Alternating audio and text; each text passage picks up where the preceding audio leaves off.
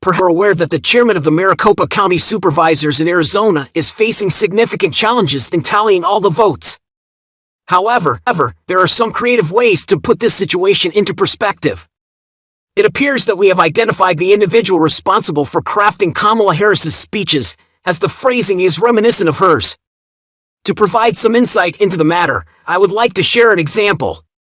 We must dedicate the necessary time to ensure that all votes are counted, even if that requires a substantial amount of time. The process may be lengthy, but it is crucial that we take the time required to do it correctly. It is worth noting that during the interview with the election supervisor, he discussed the issue in a serious manner. I believe the following clip is from CNN, where an individual was remarkably cavalier regarding the incompetence of vote counting. He stated that the votes, totaling over 400,000, would be tallied in full, though the process may stretch into next week with occasional discrepancies in accordance with Arizona law. The majority of the votes should be accounted for by early next week, possibly on Monday. Have you ever heard a public official use the phrase onesie-twosies before? It's as if he's playing a game instead of counting votes. If I were in his position, I would express profound remorse for the shameful inability to count votes in Arizona. If you reside in Arizona, you should demand that your state rectify the embarrassing and humiliating voting system. Several larger states have achieved this, so it is feasible. Florida is an excellent example of an efficient, transparent, and uncontested vote counting process.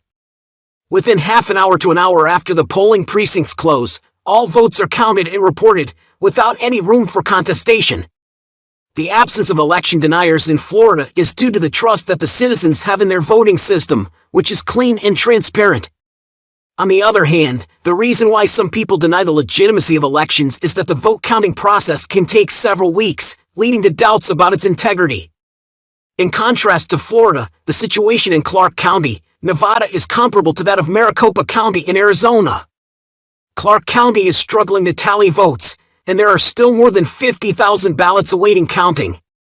The Clark County Election Department will operate throughout the weekend to process these ballots. If all goes according to plan, all mail-in votes should be counted by Saturday, provided there are no equipment malfunctions. The cure ballots, as previously noted, will have until Monday to meet the deadline. Additionally, the provisional ballots will require a report from the Secretary of State. It is unacceptable that the results of the election are not available within hours of the polling precincts closing. It is ludicrous that more personnel cannot be employed if the current staff is too incompetent to complete the task at hand. The delay is excusable, and people, including Kari Lake, are anxiously waiting for the results. Kari Lake will be a guest on the Huckabee Show this weekend, and she has been an impressive political figure throughout the election cycle. Her style is assertive yet not vindictive, as she challenges false narratives in the media with intellectual strength. In the clip, Kari Lake discusses the possibility of deliberate actions to slow-roll the election, a narrative that should not be disregarded, considering the treatment she received during the primaries. During the primaries, the media propagated a false narrative that I barely won by a narrow margin of half a point. In reality, the remaining votes, which were counted a few days later, revealed that I had won by 5 points. This margin is impressive, given that I was competing against 4 other opponents. Pam and I both have extensive experience in television, and we can see Kari Lake's professionalism shine through her persona.